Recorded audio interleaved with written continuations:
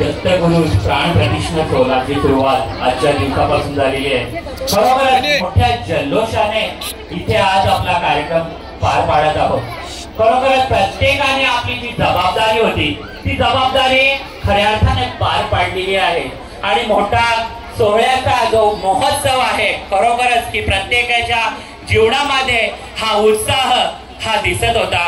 प्रत्येकाने आपले सजावटी खरोखरच पताका घेऊन आपला नृत्याच्या द्वारे आपली जी भक्ती आहे खरोखर भक्ती इथे साजरी केलेली आहे।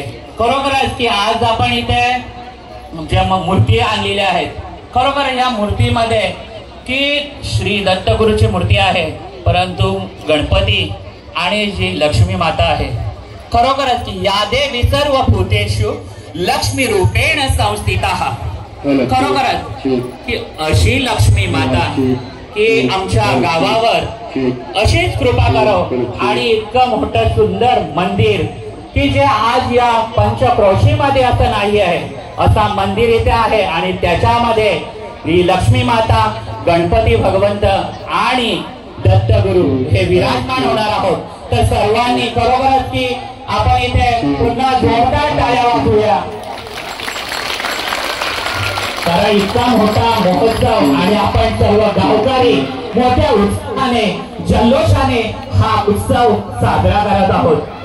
आणि यानंतर उद्याची जी जबाबदारी आहे खरोखर आजची जबाबदारी प्रत्येक जणांनी इथे पार पाडलेली आहे।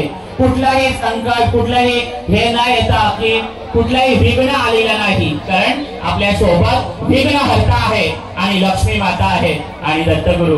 खरोखरच की अशी जबाबदारी आपल्या उद्याच्या दिवसाची प्रत्येकाने मोठ्या उत्साहाने करूया आणि पूर्ण पार पाडून आपला सोहळा पूर्ण करण्यासाठी प्रयत्न करूया।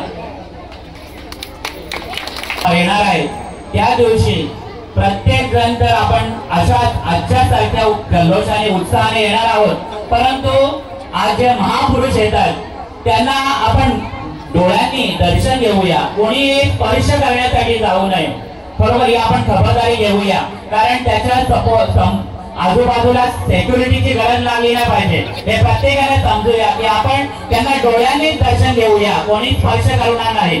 आणि बरोबरच की आजच्या या उत्सवामध्ये महाप्रसादाची जी सोय केलेली आहे ती काही जनाबाई बुटाजी म्हात्रे यांच्या स्मरणार्थ आहेत। श्री बुटाजी पुंडलिक म्हात्रे व श्री मंगेश बुटाजी म्हात्रे यांच्या वतीने झाली आहे तरी मंडळ त्यांचा आभारी आहे। श्री ज्ञानदेव तुकाराम पंडितनाथ भगवान की जय। आता महिला मंडळ सुरुवातीला